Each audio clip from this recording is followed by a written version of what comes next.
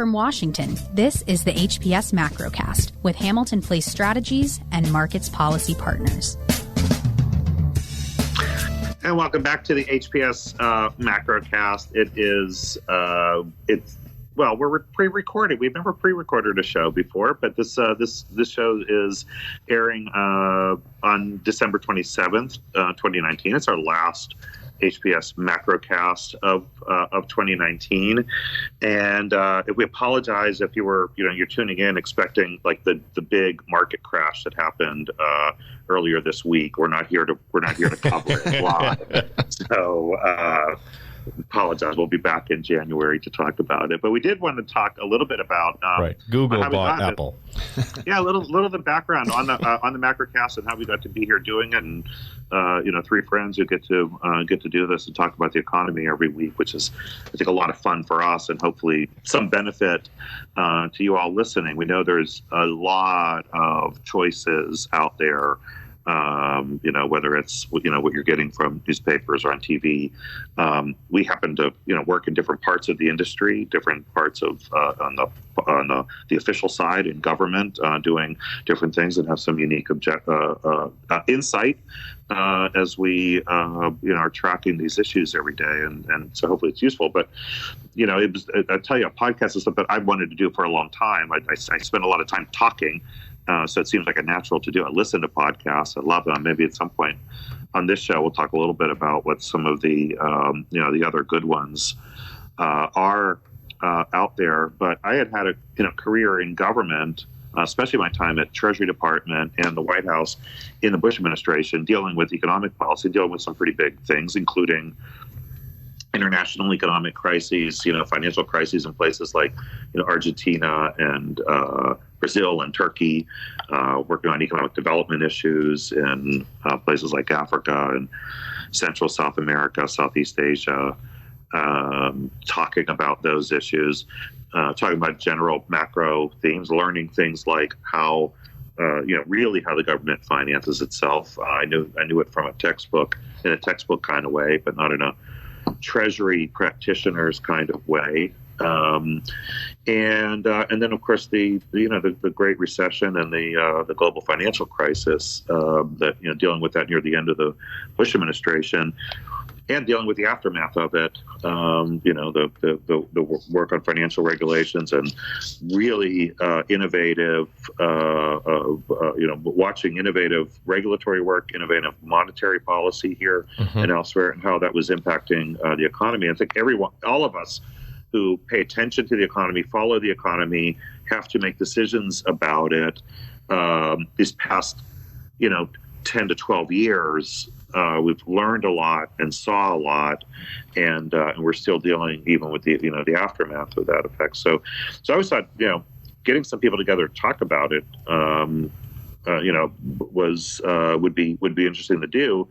And then we got the gift of, in a way, of the Trump administration with, making not only we get this trade war to talk about, but really, breaking the mold on how an administration thinks about its relationship with the Fed dealing with some challenges also. So it's been a lot of fun. I mean, John and Brendan, you guys have, slightly different background. John, I met you when you were in the Obama administration, but you're running the markets room at the Treasury Department, my old home, and in a lot of ways where my heart still is.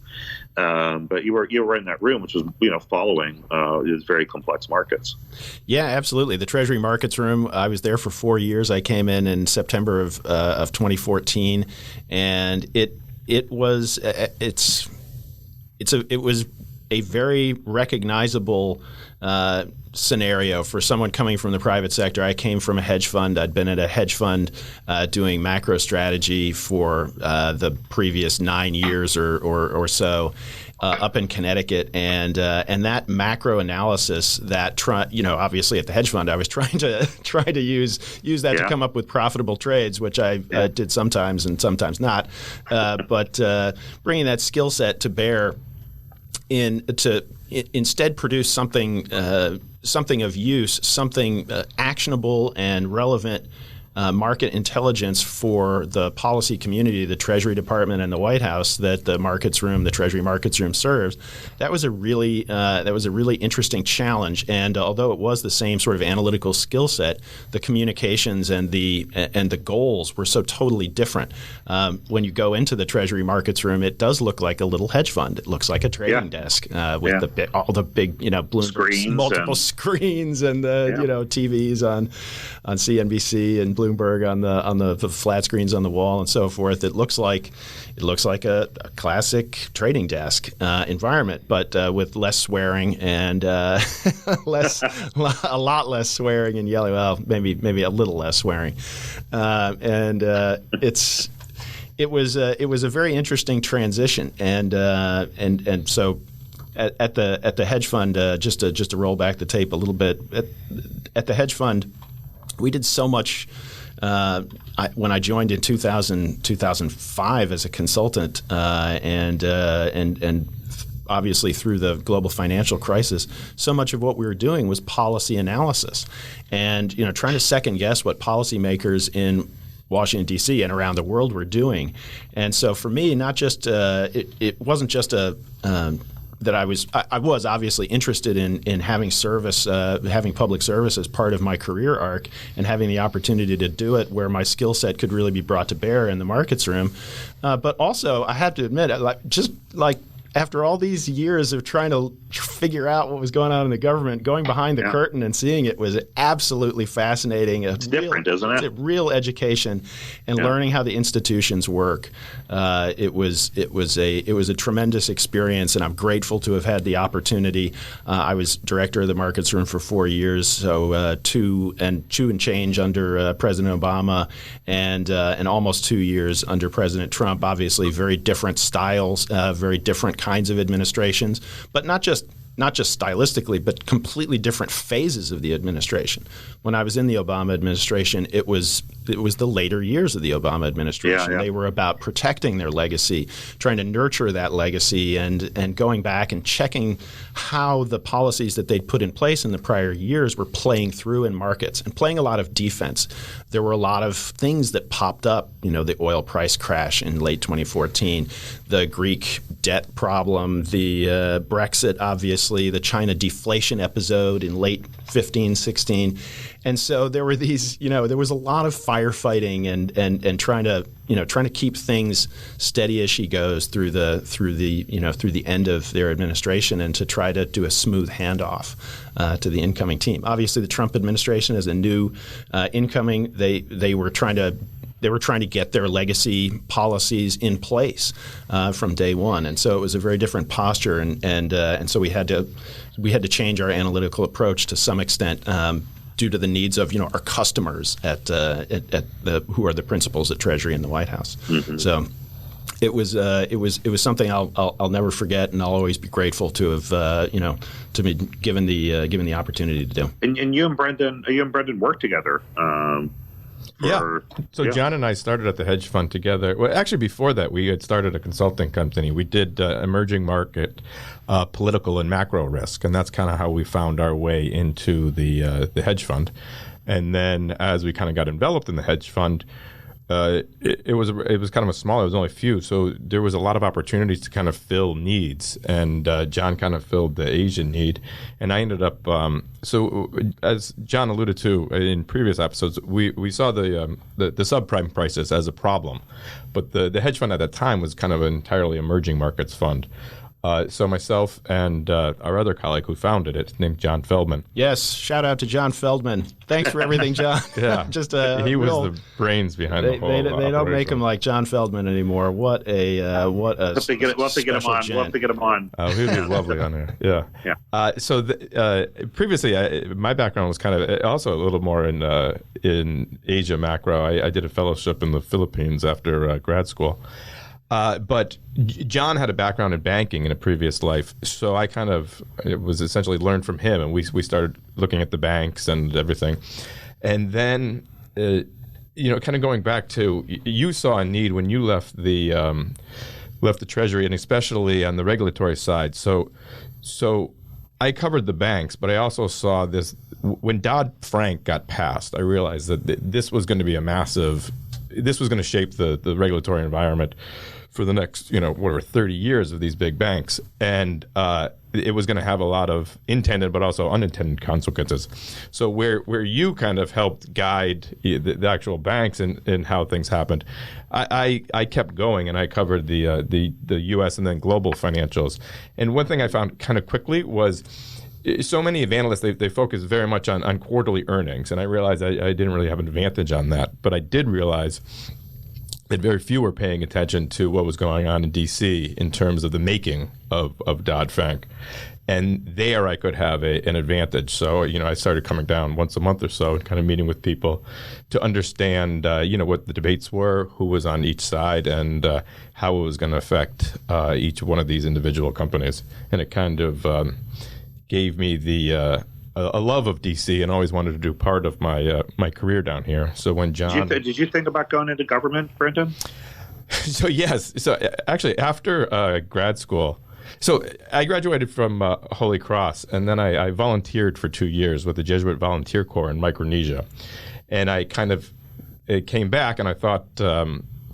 So while I was there, I found a program. I would think the Jesuits have lots of lessons that would be useful for market participants. Oh, they do, yeah. Well, kind of the CIA was funded by or populated by former Jesuit Jesuits, because basically the Jesuits have one of the best information networks in the world.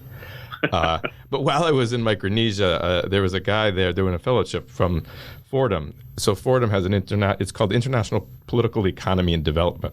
So I got interested in doing development work. So when I came back from the fellowship in the Philippines, I met a guy named John Feldman and John Fagan who invited me to be part of their company, which had, I estimated about a 5% chance of working. I also had an interview You're very generous to our... And then I had an interview with USAID, which it was a job that I got. But, I had a few $1,000s in savings, and my buddy let me sleep on his couch. So I decided to give the John and John Emerging Markets Political Risk Company a chance, and it ended up working. So, but I always had that. I didn't know that. Yeah. But I always wanted to come back here. Yeah. Yeah, I had no idea that you were potentially headed towards USAID. Yeah, actually, it worked out well because that program had to get defunded. So. So it's funny though is that one of the reasons why I always love to hear how people are what they're doing is, and what they how they end up where they are is for just those kinds of turns and twists of fate. I mean, I was heading. I thought I was heading towards whether it was going to be USAID or somewhere else. My intention was, I graduated from, undergrad economics degree from University of Pittsburgh, Hail to Pitt, and thought that I would go into government, and had a huge interest in international economic development as well. Yep. And I thought that's where I was heading. Whether I was going to go, foreign service officer or go to USAID, I actually did not know at the time. I'm older than you guys, and it's well before the internets were created. So you couldn't just go Google this stuff. I actually didn't know that Treasury had such a big hand in the U.S. government's international economic development policy. I understood, global markets, yes, but I didn't really understand it at the time. And so, or that is where I would have thought about going. And I'll say, as and I think John would agree, it's one of the great places to work in the world is the U.S. Treasury Department. Absolutely. If you're lucky enough to get in there. Yeah, and international affairs is a powerhouse. Domestic finances as well, but it's an incredible institution, and it's an just really talented institution. Yeah, talented people.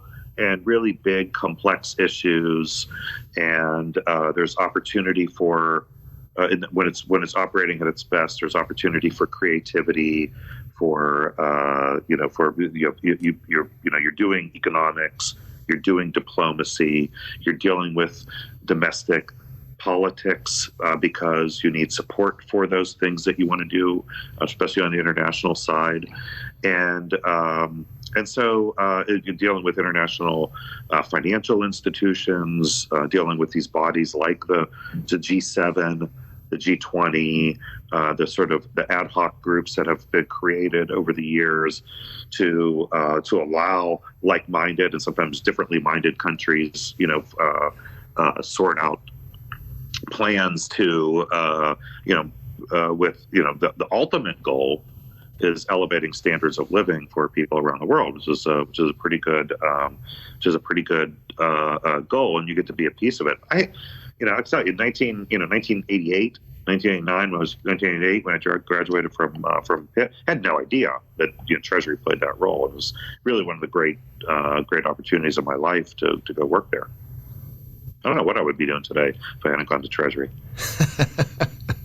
Yeah, no, it's an interesting thing to think about because the way that I met John Feldman, it was the summertime because I needed to finish early to go to the Philippines for the fellowship, and he was meeting with one of my professors who was a Middle East expert, and it was July in the Bronx, and I didn't really have much to do, so I stayed around and talked to him after class, and then the three of us went to this dive bar called Mugsy's and got a beer.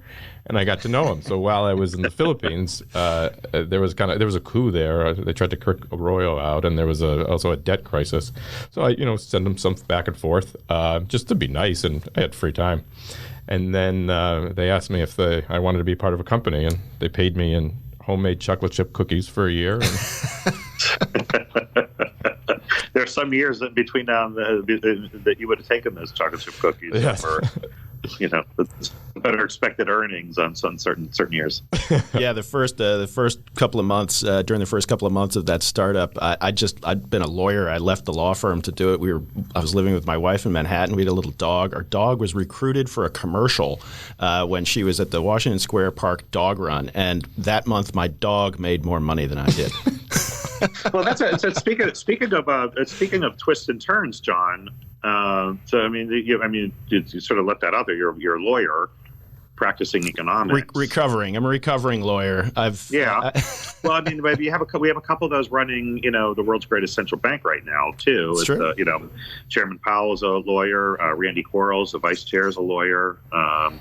When you went to law school, is this a direction you thought you'd be going, or did you think you were doing deals? No, I was relatively confused about my future trajectory, which is I did a joint degree with the Kennedy School of Government as well to not just to hedge my bets. It was in a sort of ham-handed attempt to marry an interest in policy and international affairs and development to a concrete skill set, which is law, because I didn't have any other really concrete skill sets that I could point to at the time. And to delay real life by another year. That was definitely a part of the program. But the combination of obviously the combination of policy and law, the degrees together, it was something that cleared my mind in terms of where I wanted to go in life, and it was.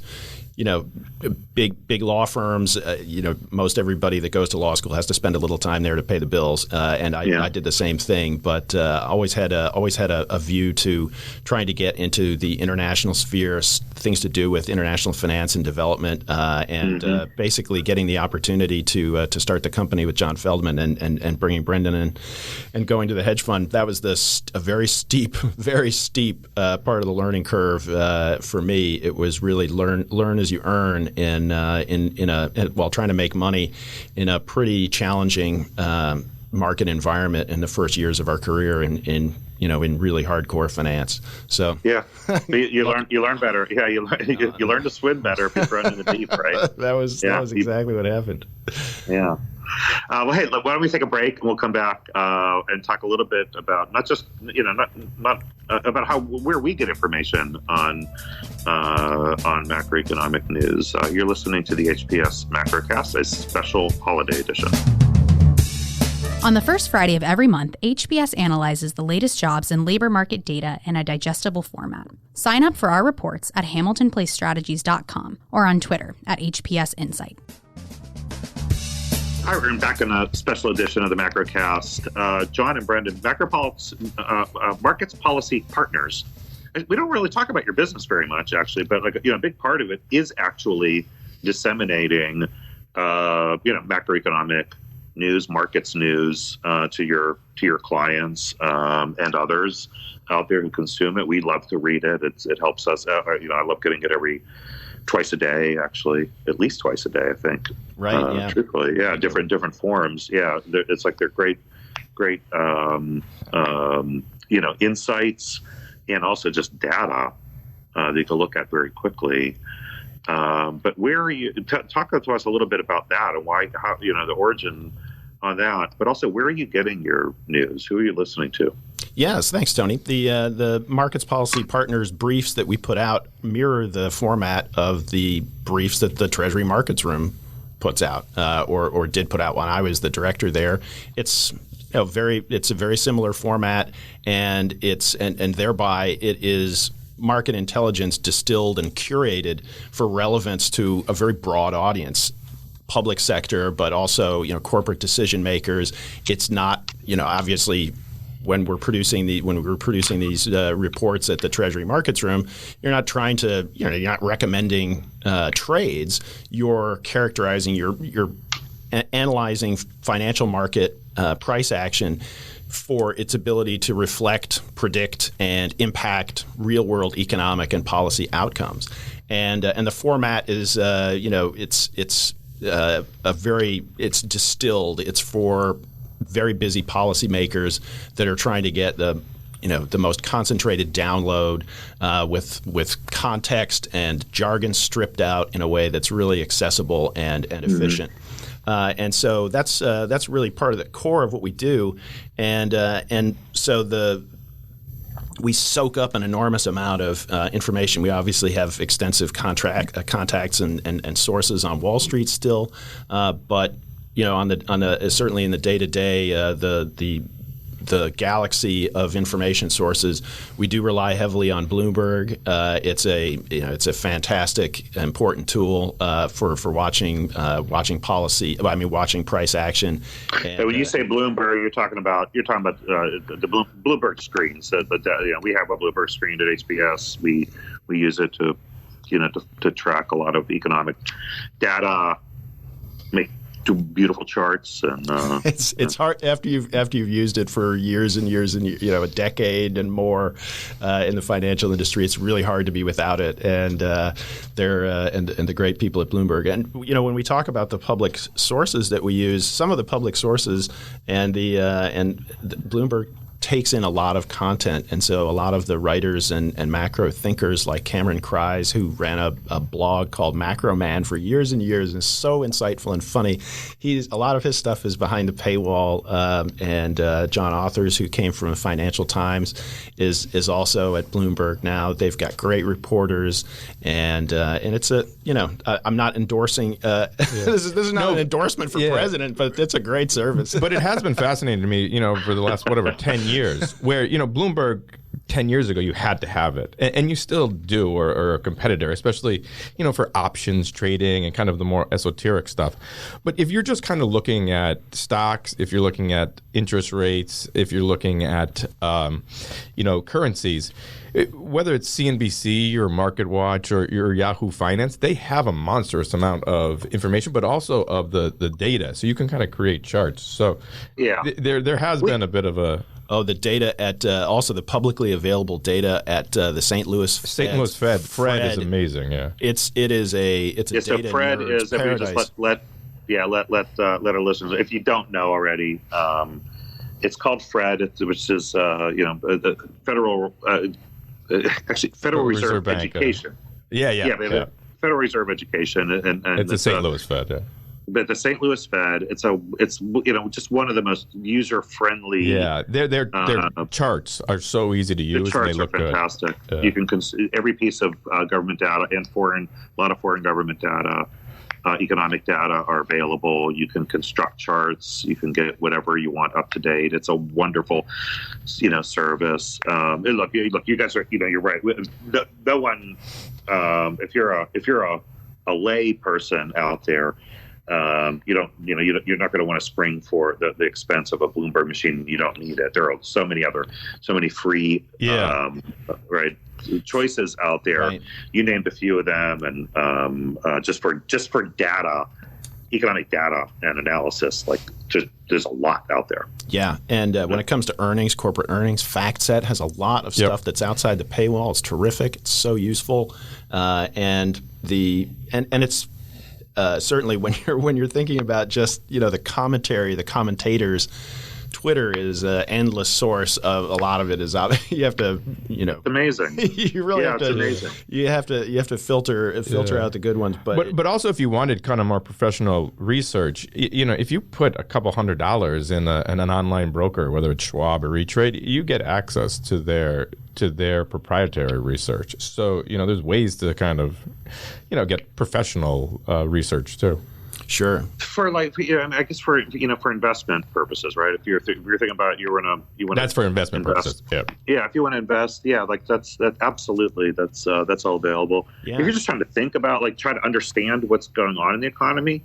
So I'm going to come back to maybe some of our favorite Twitter followers, which by the way, some of them are. I get a monstrous amount off of the Twitter finance. Yeah, so many of them out there. I mean, and it's sort of changed the way has certainly changed the way I've found and paid attention to some of the best people who I like to listen to. And actually, Noah Smith, who writes for Bloomberg Breaking Views, I guess is what it is. He goes under the Twitter handle @NoahOpinion. Very progressive very much on the progressive side, but he wrote a wonderful tribute the other day to a terrific groundbreaking economist was Mark Toma from University of Oregon, who's had the Economist View blog site out there for a long time, and Mark Toma is retiring, but he gave a tribute to that blog.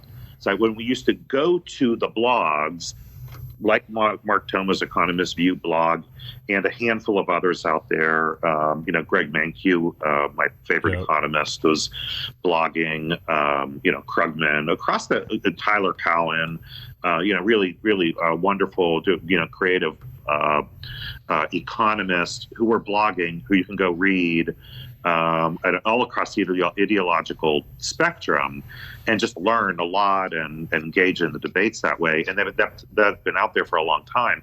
I think Twitter has overcome that. You don't go to the blogs anymore. No. I have a list that you can follow if you want out there that I need to probably update it a little bit, but there are, but it's an economist's list on Twitter that when I'm interested, I need to go and make sure I don't miss what some of these guys are saying, Justin Wolfers and others, about what's going on in the economy. They're all there on my economist list, Economista list. Yeah. And you see them all there. Well, especially on Jobs Day. As the number came out, before I was kind of on Bloomberg and doing things. Now I just watch my list of very smart guys telling me what they think it is. And the amount of work I have to do gets kind of cut in half. Oh, and when it comes to Fed, I'm not alone in following Tim Dewey, who's out at Tim Dewey's great. Oregon State. He's so smart, and and certainly when it comes to, I teach at Johns Hopkins School of Advanced International Studies, and my students always ask me these questions, and the Financial Times, if you have time to read it, it's the Gillian Tett and Martin Wolf they're just they're up there in the pantheon of economic and macro writers and thinkers. It's really terrific. Always worth paying attention to. Yeah, and just a shout out to the macro. A lot of the macro blogs are funny, and I think the Macro Tourist is totally hilarious. He's really good. Yeah, he always puts out something that's counter consensus and thoughtful, and does it in a way that's very often laugh out loud funny. So. For more, I'll tell you from some more. I want to run through a lot of reporters out there. We're gonna miss 80% of them, but some of the ones who I really make sure I always pay attention to. But on that, some of the some of the practitioners out there who are using Twitter really well to teach on economics are people like a former colleague of ours now, Mark Sobel, who's getting into it a little bit, longtime Treasury. International official who's out there. He's outstanding. Yep. Yeah, David Dollar. Yeah, David Dollar is over at Brookings now. Also has a podcast, the Dollar and Cents podcast. David Dollar is really terrific on international and currency trade issues. One of the, I think, most sophisticated and effective Twitter and bloggers out there is a guy named Brad Setzer. He's a former Treasury. He's a former Treasury veteran, former veteran of the National Economic Council in the Obama administration. Brilliant. He's at Council on Foreign Relations right now. Intimidatingly smart on all of his things. Intimidating on the basketball court as well. He's is he? Yeah, I haven't played ball with him. So they say. I shy away from debates with him. Probably because his he's an intellectual pugilist.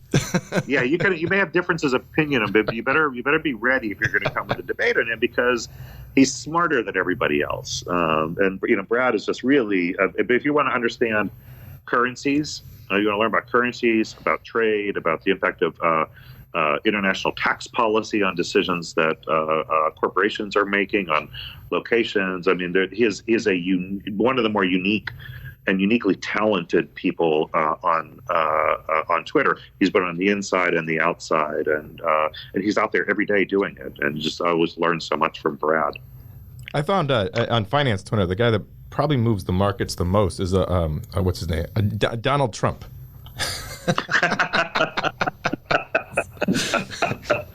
Very insightful. He has his own commentary. Twitter presence, that's for sure. Yeah, yeah. I'll tell you some of the international people. I thought they're some are people, some are so, I mean, all of the international reporters. So many great international reporters out there. That at whether at the FT, at Bloomberg, at CNBC, breaking lots of great news. But one of my favorites for paying attention to Europe is the Bruegel think tank in Europe. I don't know if you could. Yeah, Bruegel, Bruegel. It's a think tank with just so much talent. And they do a podcast. They put out lots of commentary. Every day. They've got blogs, but you don't need to go to them. You can see them on, follow them on Twitter, and you'll get all of them. And a former, one of my, I think truly one of the really, brilliant, economic, a woman with a really wonderful economic insight is Sylvia Merler, MERLER, who's an Italian economist, formerly at Bruegel, now at something called Algebra Policy and Research Forum. But Sylvia is just, again, if you really want to try to understand, if you were trying to understand the Greek financial crisis, the Italian financial crisis, economic matters in Europe, Sylvia Merler is really wonderful. Actually, we have a problem in economics, right? Which is it is so overwhelmingly dominated by. This is a thing, right? It's dominated by men. Where it's it's overwhelmingly men getting a lot of the prominent top jobs. You can find some just fantastic, really talented women who are getting the opportunity to be seen and heard. Because of Twitter, people want to complain about, some of the things you see on Twitter. I can tell you that, some of the really brilliant female economists who I've been able to discover out there, and mostly found because of Twitter. And in fact, people like Megan Green, who's, does you see her on TV now too. She writes for the FT. Really wonderful. She's up in Cambridge now, working on a book. I discovered Megan Green because somebody tweeted one of her commentaries, and it showed up in my Twitter timeline, and Megan's become a friend, and I learn a lot from her. Right, and Julia Coronado, super sharp. Oh God, yeah. Really just like Betsy Stevenson and just a really a lot, and so hopefully it's a leveling a little bit in the economics profession as well. The reporters are amazing too. You think of reporters as reporters. I learned as much from people like Greg Ip at the Wall Street Journal, Jim Tankersley and Neil Irwin at the New York Times. These guys they're not just reporting on what they're seeing because there's so much to try to understand out there. Those are guys. I don't think I've missed a thing that that those guys have written in 15 years.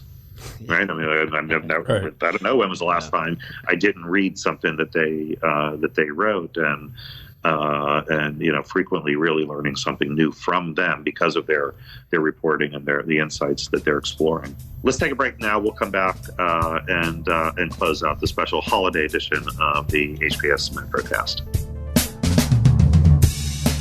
Thank you for listening to Season 1 of the HPS Macrocast. We will take a short break next week and will return for Season 2 on January 10th for Jobs Day. In the meantime, check out our past episodes from our first season by visiting us online at hamiltonplacestrategies.com/podcast. And we're back on the HPS Macrocast. John, Brendan, before we go and head off into 2020, we get a little bit of time here as we take a break to get some reads in. It's usually a holiday break is a good time to get a read in. We're gonna make some recommendations. I'm actually going back and rereading a book that I have read before.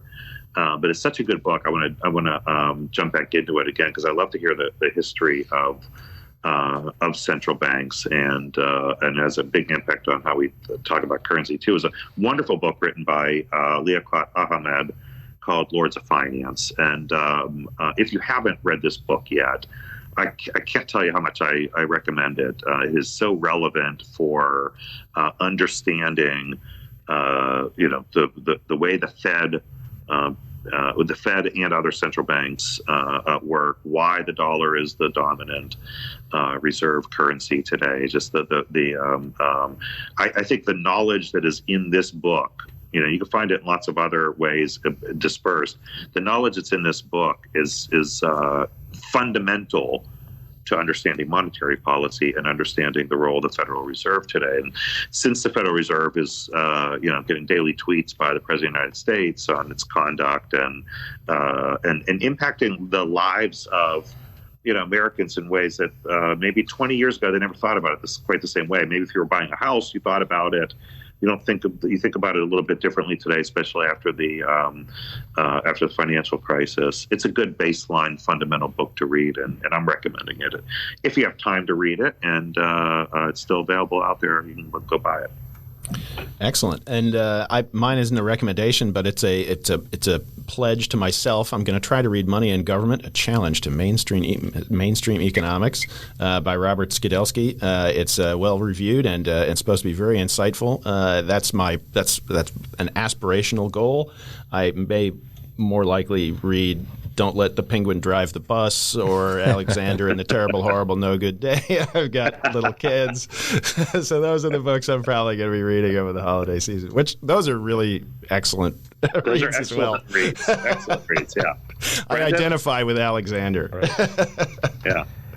One of my favorite books, The Big Short by Michael Lewis, I thought of all the books that were written about the crisis, I think he really captured it the best, where, you met some of the people that did it. You kind of understood the time frames of how a lot of these guys, were losing a lot of money before they made a lot of money.